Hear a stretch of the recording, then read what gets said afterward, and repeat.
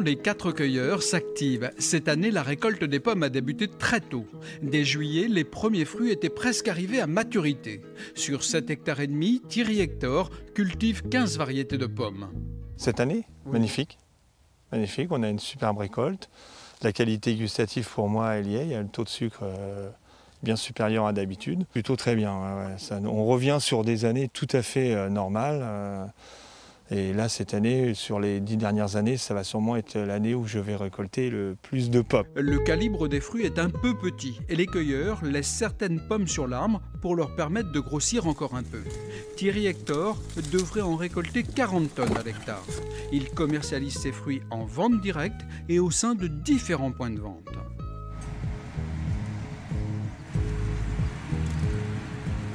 À quelques kilomètres, à Gauciel, Stéphane Van Tornout exploite 30 hectares de verger, des pommes à cidre. Il fait le même constat.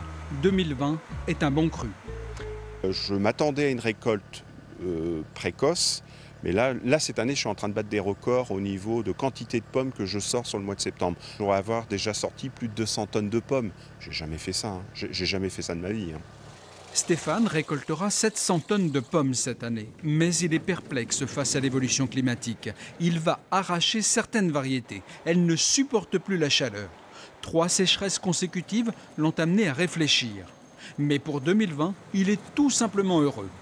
En qualité, ouais, c'est les toutes premières qu'on a récoltées, ouais, c'était bien parfumé, ça fait plaisir. Quand on travaille comme ça fait plaisir.